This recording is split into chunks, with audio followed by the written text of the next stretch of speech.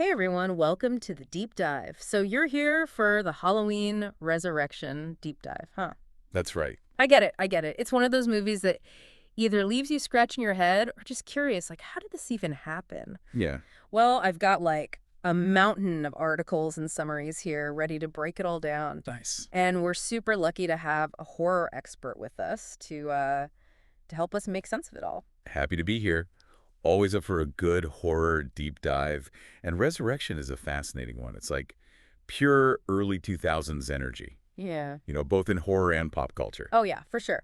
Okay, so just from like skimming these articles, Mm-hmm. this movie makes some, let's say, bold choices, Bold is one way to put it. especially with how they deal with Laurie Strode, Oh, yeah. the ultimate final girl. I mean, they kill her off like right at the beginning. Yeah.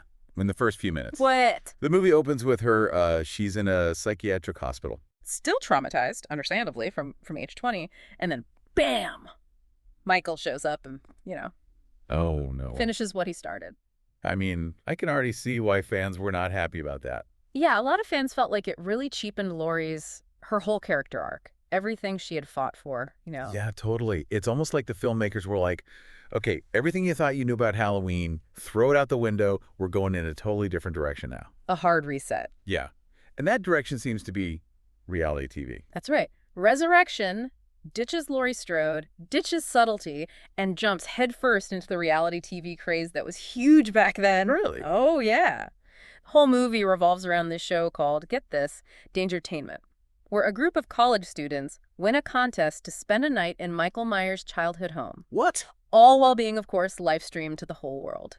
So they took Michael Myers, this terrifying, force of nature, and turned him into, a reality TV star? Pretty much. It's like they took everything that made the original Halloween so scary, so effective, and just, flipped it on its head. Yeah, you could say that, but it's not just some cheap gimmick Wait, really? to, cash in on the reality TV trend. Mm. It's actually, I think, it's commentary. Hold on, you're saying there's more to this than meets the eye? Oh, absolutely. Yeah. It's playing with this idea of our obsession with celebrity Okay. and how easily we get desensitized to violence through the media we consume and, that whole blurring of the lines between what's real and what's staged. Yeah, think about it. Back then, everyone was glued to their screens watching Big Brother and Survivor, all that drama. Yeah, yeah. The backstabbing, sometimes even danger. It's like Resurrection is holding up a mirror to society Right. and asking, how far are we willing to go for entertainment? Exactly. And at what point does it all become too much? Yeah. It takes Michael Myers, this figure who used to lurk in the shadows, and turns him into a spectacle, a form of entertainment. Right. And it uses that to comment on how we consume and process, especially violence, Yeah. in this age of 24/7 media. It's like they're saying, hey, this is the world we live in now. Exactly. Get used to it. Yeah, and don't forget the casting. Oh, yeah. Busta Rhymes is Freddy, the show's producer. Tyra Banks is a contestant. It's like they're deliberately adding this layer of, meta commentary on celebrity culture. Oh yeah, for sure. Their presence, especially Busta Rhymes, brings a whole new energy. It's like they know. They're winking at the audience. They're in on the joke. Yeah, this is over the top. Uh-huh. But that's the point. It's like they're saying, don't take us too seriously. Exactly. It's almost, you could even say it's campy. Oh, yeah. And get this.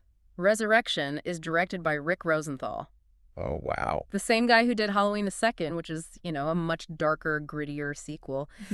It's wild that the same director could have such different approaches to the same franchise. I know, right? Yeah. It really shows how much horror and filmmaking in general changed in those 20 years between the two films. It's like a totally different genre almost. It is. So we've got this bizarre reality TV thing going on, a director who's completely switching gears, and of course the decision to kill off Laurie Strode, which, by the way, I'm still not over. It was a bold move. What else stands out to you as a key theme or a big element in this movie? It's interesting how they handle Michael Myers himself. Yeah. In the beginning, the college students, they treat him like an urban legend, a campfire story. Oh, yeah. They don't really believe he's real or that he's capable of what he's known for. It's true. They've grown up with the Michael Myers myth, Yeah. but they've become so desensitized to violence and horror in movies and TV that they can't even separate fact from fiction. Right, until, of course, the reality hits them. Yeah, and I think that's where Resurrection gets really interesting. It's tapping into something about how we view horror, you know? We're drawn to these stories. We want to be scared.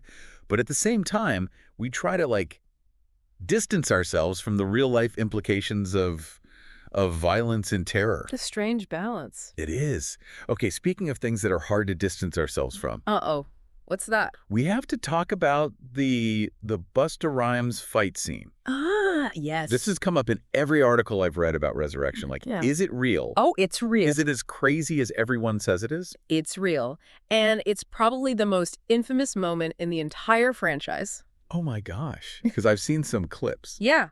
You have Busta Rhymes as Freddy facing off against Michael Myers, not with a gun, not a knife, but with, wait for it, karate. No way. Yes. That is It's so over the top, so unexpected that it's like it belongs in a different movie.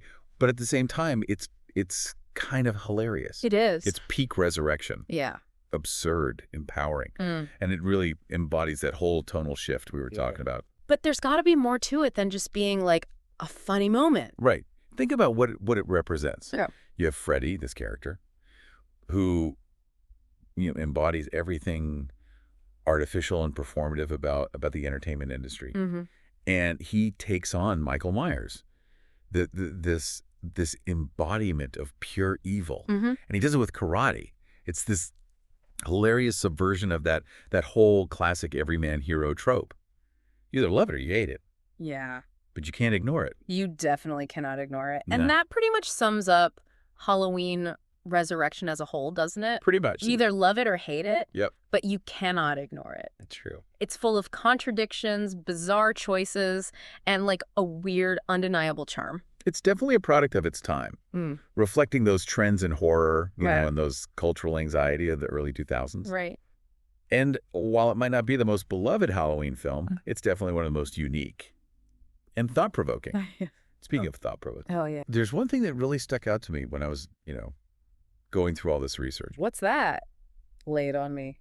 The amount of stuff they cut from Resurrection. Like, it's crazy. Really? Entire subplots, character arcs, just gone. Oh, wow. So, like, are we talking big changes here? Big changes. Makes you wonder how the movie would have been different. Okay, now I'm really curious. Spill it. What did they cut? Well, there was this whole thing with a former cop completely obsessed with the Michael Myers case. Oh, wow. Almost like he was trying to be the next Dr. Loomis, but with a little more of a vigilante edge. So it's like they could have explored how Michael's crimes really messed people up. Yeah, the psychological impact. Especially with this cop, like, getting pulled into the reality TV thing, too. Exactly. Blurring the lines even more. It's like another layer of messed up. Right. And there were more scenes with the college students, too. Oh, really? Yeah, gave them more backstory, So they weren't just, like, reality TV fodder. Exactly. More depth, more complexity. Yeah. It's kind of crazy to think about.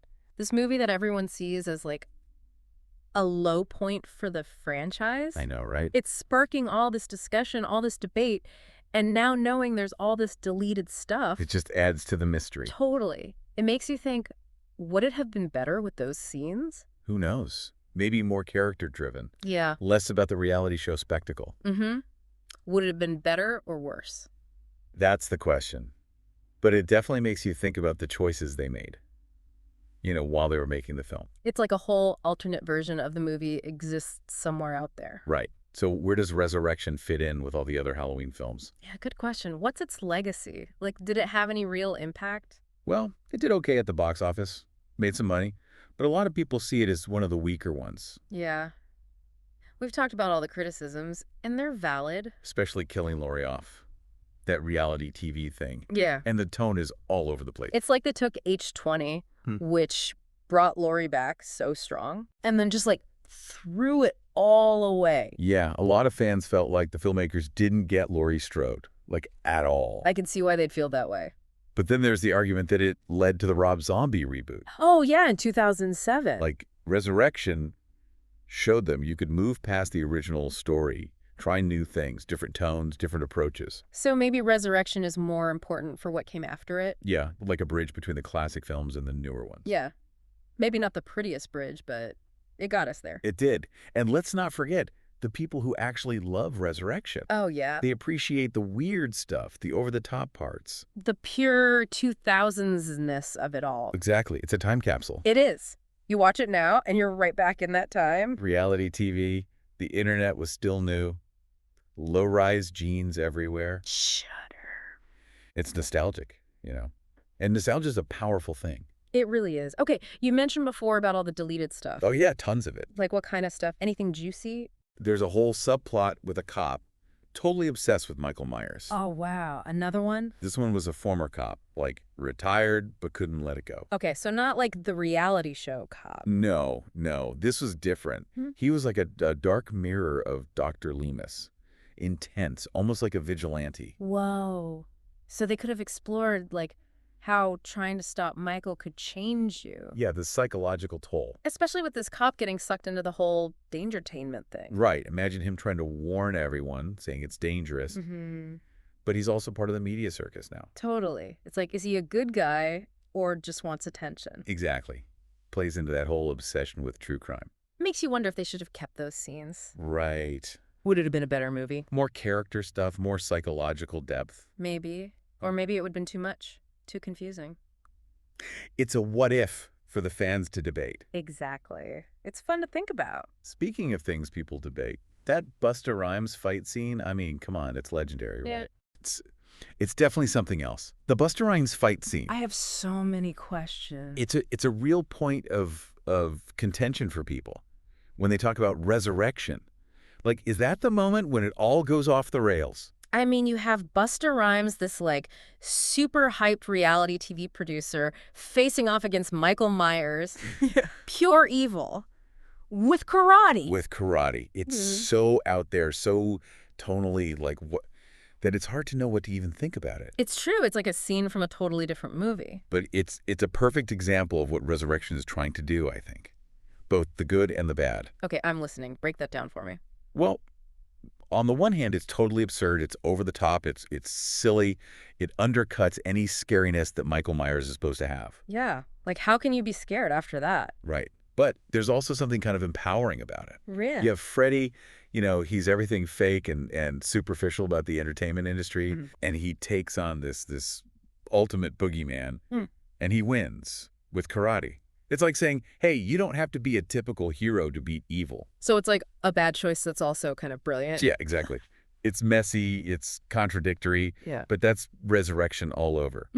The movie's trying to be a scary slasher, but it also wants to be self-aware. A commentary on celebrity and reality TV. And sometimes those two things just clash in a really awkward way. But isn't that part of why people are still talking about it? I think so. It's not just another, generic slasher movie. It's trying to be different, to take risks. And you got to give it credit for that. Even if it doesn't always work. It's why it's become this weird cult classic, a movie people love to hate watch. People love to pick it apart. It's a conversation starter for sure. Okay, so we've talked about a lot here.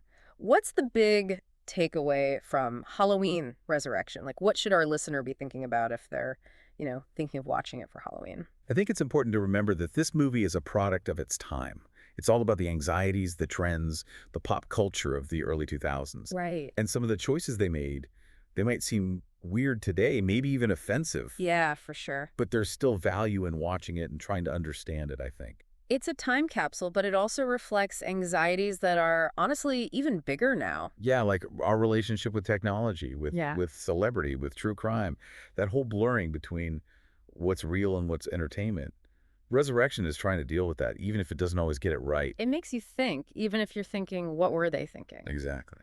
So, to our listener, if you're looking for a Halloween movie that's, well, different, something to talk about with your friends, maybe even make fun of together, Halloween Resurrection could be it. Just be ready for some confusing moments, some ridiculous stuff, and a lot of early 2000s vibes. I think we've covered just about everything on Halloween Resurrection. Any last thoughts?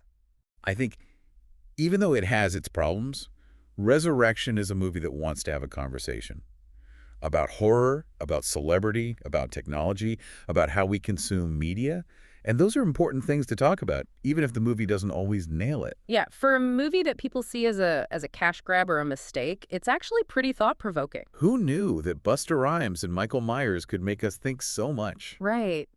It just goes to show you can find something interesting in the most unexpected places. Sometimes you just have to look a little closer. That's what the deep dive is all about.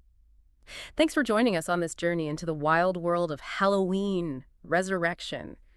Stay curious, stay spooky, and remember, sometimes the best horror movies are the ones that make you laugh as much as they scare you.